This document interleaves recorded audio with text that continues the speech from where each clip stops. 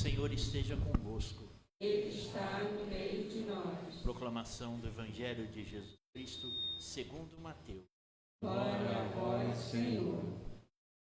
Naquele tempo, um dos 12 discípulos, chamado Judas Iscariotes, foi ter com os sacerdotes e disse: dareis se vos entregar Jesus? Combinaram então 30 moedas de prata.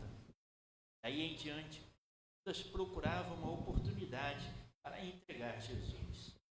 No primeiro dia da festa dos ázimos, os discípulos aproximaram-se de Jesus e perguntaram: o que queres que façamos preparativo para comer?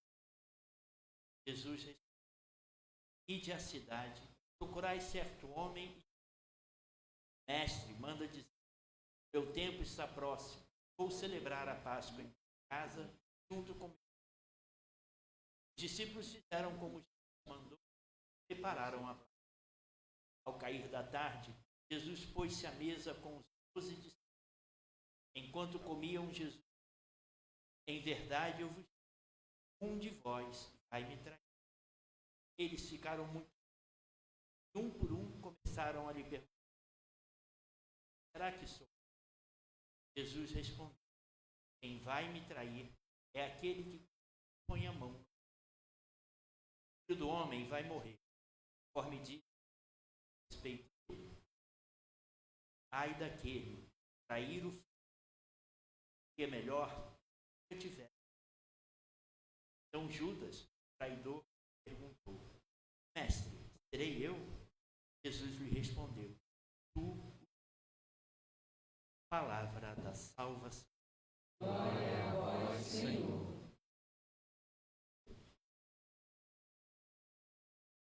Obrigado, caro diácono, caros irmãos.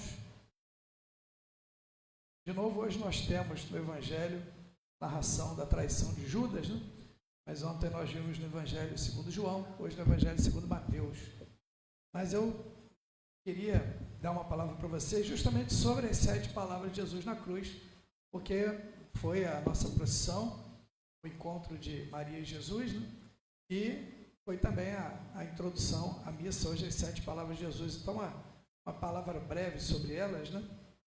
Então, a primeira que é colocada aqui, eu vou fazer o seguinte, eu vou mudar a ordem, inclusive porque diz aqui, né? Sua ordem varia, né? E não tem as 7 em nenhum evangelho, assim, nenhum dos 4 evangelhos traz as 7 palavras. Isso já é expressivo, já mostra algo, né? Como os evangelhos se completam. E como cada um tem uma intenção teológica, os 4, Marcos, Mateus, Lucas e João.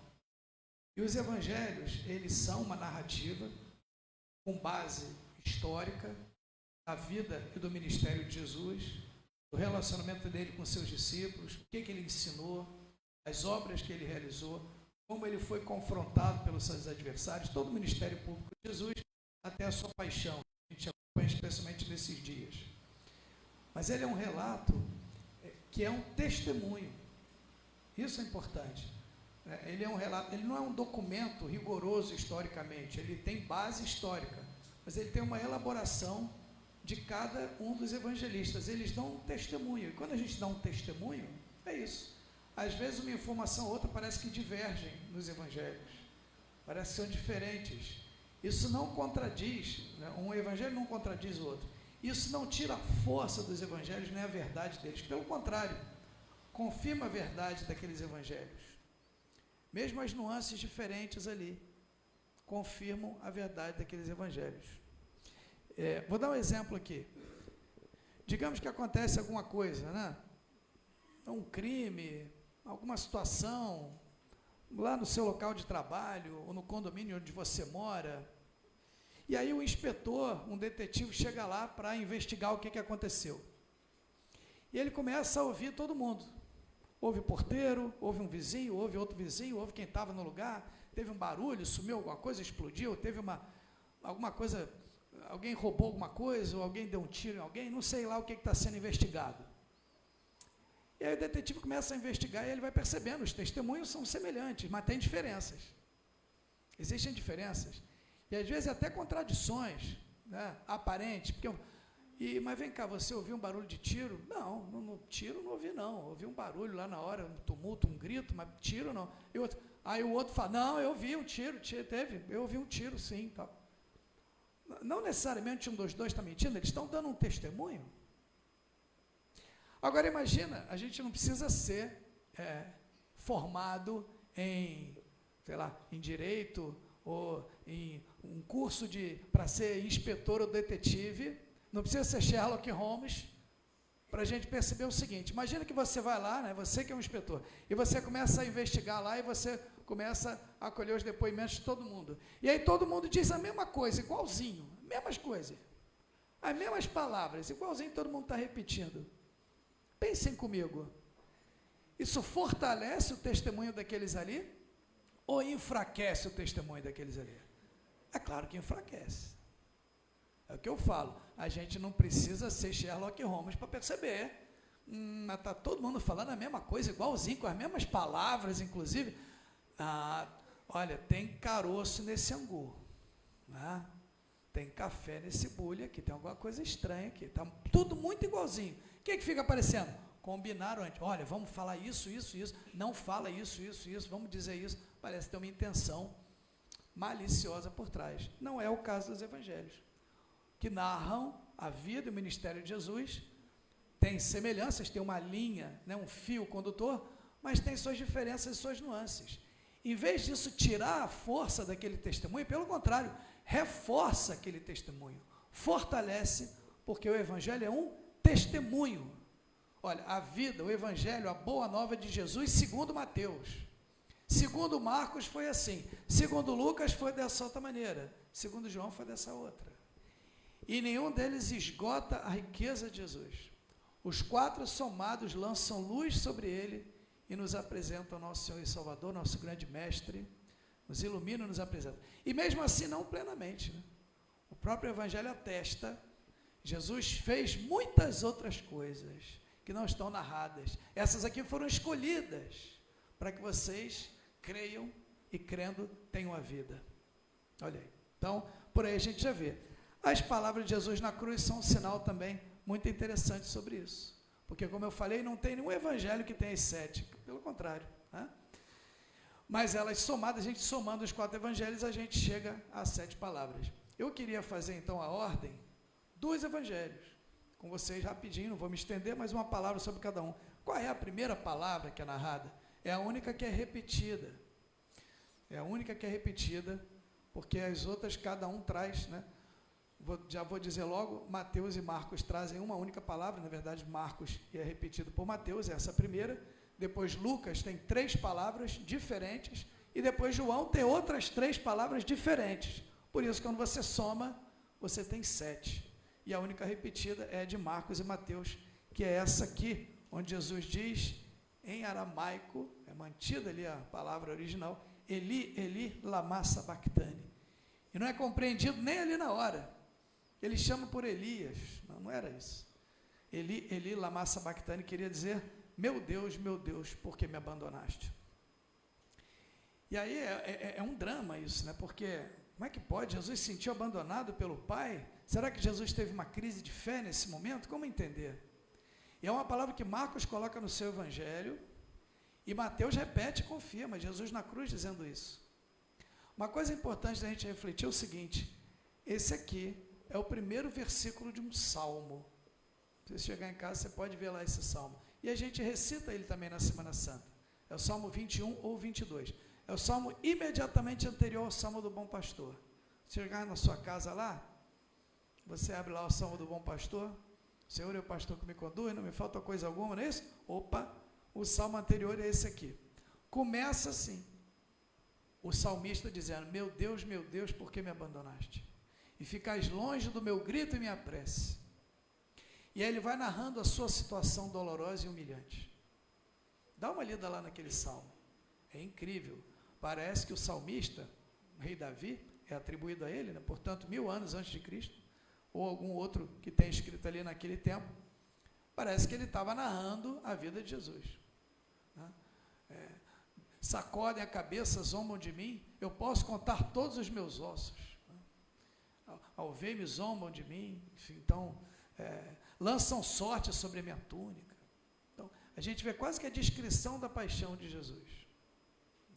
Mas no final, o próprio salmista vai dizendo, mas eu sei que mesmo todos me abandonando, e mesmo eu me sentindo abandonado, o Senhor está comigo.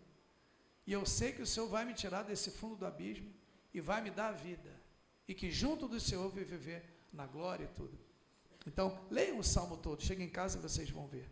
Salmo grande, mas Jesus citando o início do Salmo, no fundo ele já anuncia também a sua ressurreição, sua vitória sobre a morte. Dito isso, mesmo assim fica um pouco essa angústia, né? Como que Jesus se sente abandonado aqui, ou abandonado por todos, até pelo Pai, meu Deus, por que me abandonaste? Uma reflexão que a gente pode fazer é essa, que desde os padres da igreja, muitos autores já fizeram, né? Como Jesus aqui se une até aqueles que são ateus, ou que são distantes de Deus, revoltados com Deus ou afastados de Deus. Como quem desce lá no fundo do abismo, ele se une àqueles que se sentem abandonados por Deus e sem Deus. Depois dessa frase de Jesus na cruz, não tem ninguém no mundo que possa dizer, Deus me abandonou, Deus se esqueceu de mim, Deus não me abençoa, só me amaldiçoa, me despreza ou esqueceu de mim, Deus virou as costas para mim. Ninguém, em nenhuma situação pode dizer isso. Por quê? Porque nesse momento que essa pessoa se sente assim, Jesus foi até lá e bebeu desse mesmo cálice. E passou por esse mesmo drama. A pessoa que está se sentindo abandonada por Deus, humilhada, esquecida por todos, desprezada, tratada como um verme, parece um verme, não mais um homem. Todos quando veem, viram a cara, é o que diz lá o Salmo. Todos que se sentem nesse estado, podem saber. Jesus é como se estivesse dizendo para você, aliás, é como se não, ele está dizendo para você, eu sei que você está passando, porque eu fui até lá e eu passei por isso também. Então não se sinta sem Deus, porque você está unido a Jesus ali naquele momento. Né? Então, uma reflexão que a gente pode fazer com base nessa palavra também. Depois a gente tem as 3 palavras do Evangelho de Lucas. Olha como o olhar é outro. Eu queria chamar a atenção de vocês. Eu vou dizer as 3 palavras logo, e a gente percebe, vê se vocês vão concordar, como aquilo que eu dizia, Lucas já tem um outro testemunho sobre a cruz de Jesus. Marcos, repetido por Mateus, diz que Jesus na cruz disse, meu Deus, por que me abandonaste? Na sua língua materna ainda, aquilo que saiu do seu coração. Eli, Eli, lama sabachthani. Não foi nem compreendido por todo mundo. Tratado ali com desprezo como um verme, tratado com deboche, humilhado. E só disse isso, não tem outra palavra de Jesus na cruz no Evangelho de Marcos, nem no Evangelho de Mateus. Aí Lucas vai escrever o seu Evangelho, ele não põe essa palavra e ele coloca outras 3. Vamos ver o teor das palavras de Jesus no Evangelho de Lucas. Pai, perdoai-lhes, pois não sabem o que fazem. Segunda palavra, ao bom ladrão, que repreende o outro. Para nós é justo, estamos recebendo o que merecemos, mas ele não fez nada. Senhor, lembra-te de mim quando entrares no teu reino. Jesus diz para ele, em verdade eu te digo, ainda hoje estarás comigo no paraíso. E a terceira palavra, Pai, em tuas mãos entrego o meu espírito. Olha aí, aquilo que eu dizia, que parece até que contradiz a outra, né? Se sente abandonado pelo Pai aqui, Pai, em tuas mãos entrego o meu espírito. E aqui também está citando um salmo. Em tuas mãos, Senhor, entrego o meu espírito, porque vós me salvareis, ó Deus fiel, Salmo 30, que é repetido nas completas, às quartas à noite, aliás, hoje, né? Então, das 7 palavras de Jesus na cruz, 2 são salmos, que Jesus cita. Está sempre citando a palavra de Deus, sempre citando os salmos. A boca fala do que o coração está cheio. Mas perceberam a diferença do testemunho de Lucas? Como ele mostra um outro Jesus. É um Jesus mais majestoso, mais soberano, mais senhor de si, que mesmo naquela hora não se sente tão desamparado, abandonado, humilhado, ferido ali, mas ele se sente como quem entrega com amor ali a sua vida, como quem tem um autocontrole. Tem um autor que vai dizer, aliás é a Bíblia de Jerusalém que diz na sua nota de rodapé aqui, São Lucas, o evangelista, faz passar uma brisa suave sobre a narrativa da paixão. E não só nessas palavras, mas a gente percebe outros detalhes. Por exemplo, Mateus e Marcos mostram mais o povo debochando deles, zombando, Jesus sendo cuspido, as multidões zombando de Jesus. Lucas já mostra as multidões à distância e vão embora batendo no peito. Então, Mateus e Marcos mostram Jesus humilhado até pelos seus colegas, até os dois que foram crucificados com ele o insultavam. Então, mostra como Jesus realmente ficou sozinho e foi até o fim, desceu até o fundo do abismo, bebeu o cálice até o fim.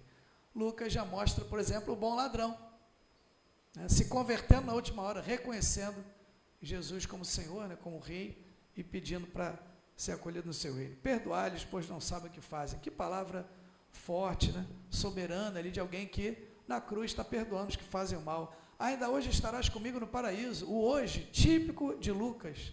Quantos textos de Lucas tem o hoje?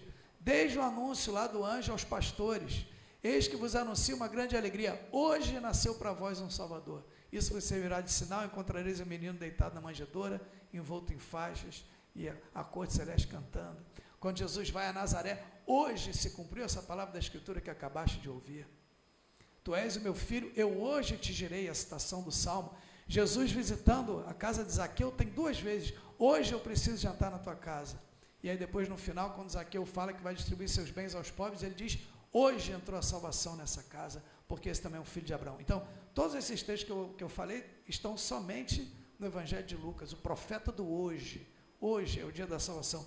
Ainda hoje estarás comigo no paraíso. Olha aí. Então mostra um Jesus que está ali na cruz, mas está perdoando quem o matou. Que está sabendo, ciente de que hoje, naquele mesmo dia, ele já vai estar no paraíso junto do Pai e levando o bom ladrão consigo. Né? E que no final diz, Pai, em tuas mãos entrego o meu espírito. Cita um outro salmo, parece apresentar uma outra relação com o Pai. Então, repito, não é que um evangelho contradiz o outro, mas eles se completam. E a gente vê Lucas apresentando uma outra teologia sobre Jesus na cruz. Né?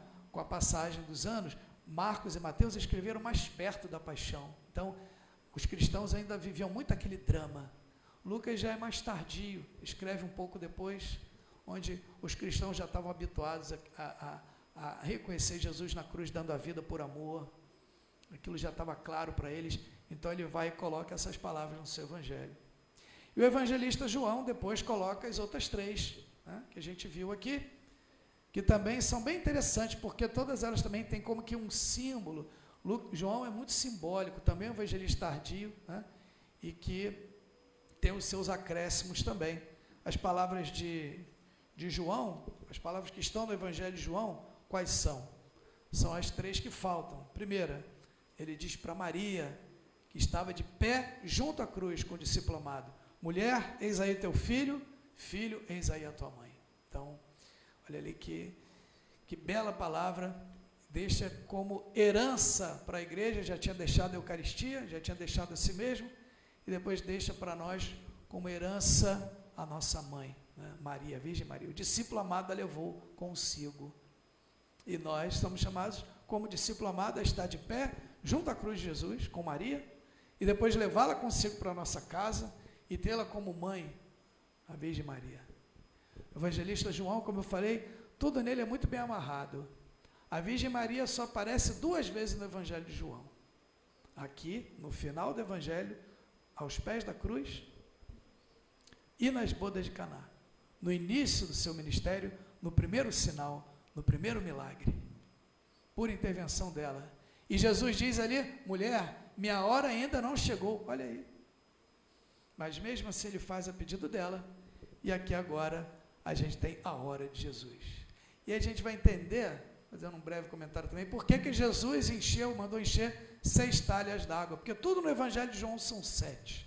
7 é o número de perfeição, e o Evangelho de João é cheio de sinais. São 7 milagres, 7 sinais, e muitas outras, 7 eu sou, eu não vou lembrar os 7 eu sou agora de cabeça, eu sou o pão da vida, eu sou a luz do mundo, enfim, são 7 eu sou, né? Eu sou o caminho, a verdade e a vida, sou a verdadeira videira. Então tem muitos números 7 que acompanham o Evangelho de João. E poucos, número 6. 6 sempre para dizer que está incompleto.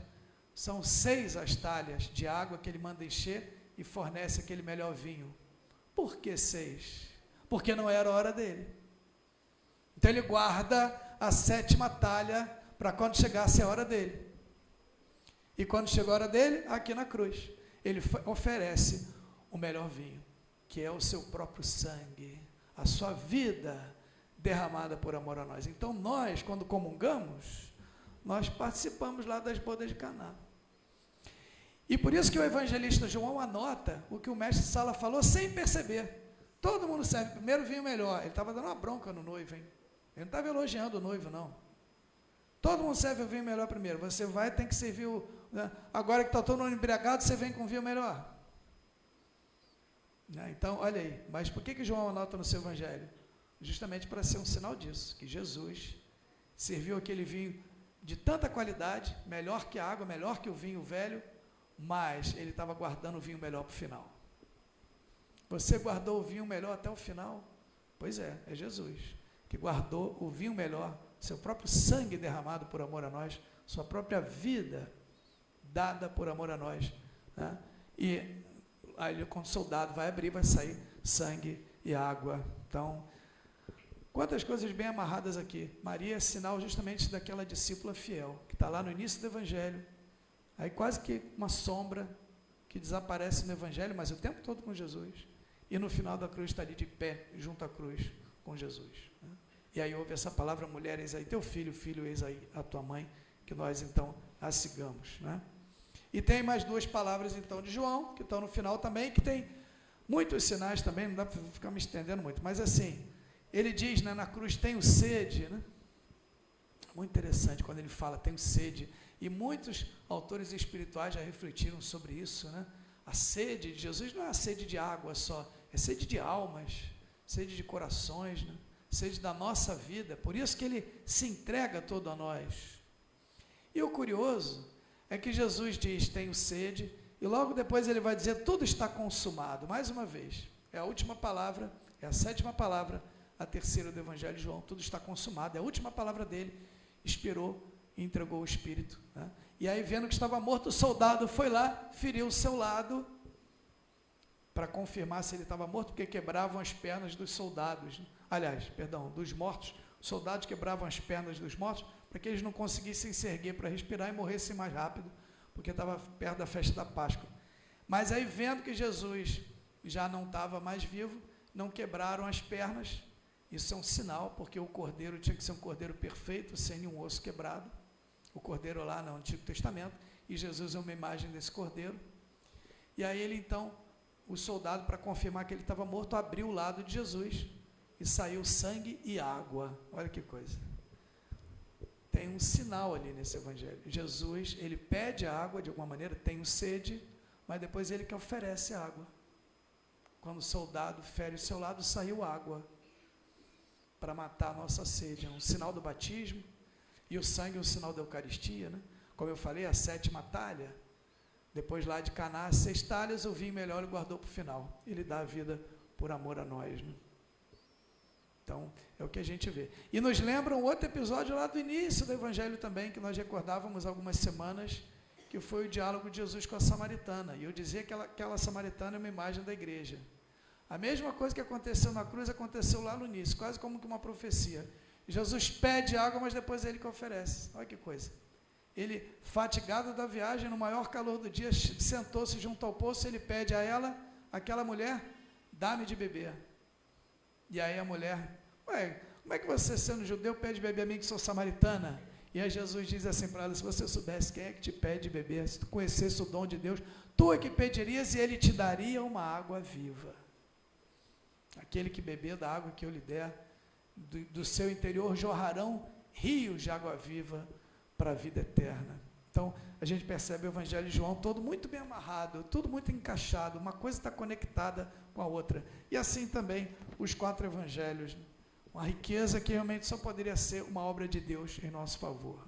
Então, que essas palavras nos ajudem a crescer no amor ao nosso Senhor. Não falou muito na cruz, Jesus, né? Muito mais coisa ele falou fora. Ali ele não tinha força, já cansado, fatigado ali, nos seus últimos, né? Mas essas 7 palavras são as últimas e por isso elas ganham uma força especial. Imagina quando a gente está perdendo alguém querido, né?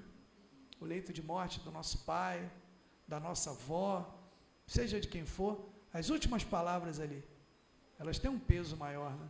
Falando, por exemplo, para os irmãos, para estarem em paz, para se reconciliarem, para uns ajudarem os outros, recordando alguma coisa, dando instruções, aquelas palavras ganham um peso maior por causa do momento em que são proferidas, né? Então, a mesma coisa vale para Jesus. Essas últimas palavras têm um peso maior pelo momento em que foram dadas a nós como uma grande herança, um grande tesouro. Nós estejamos atentos a essas palavras que concluem o seu ministério, né? E nos ajudem a refletir sobre essas palavras, nos ajude a viver bem esses dias e, claro, viver também a nossa vida de seguimento ao nosso Senhor.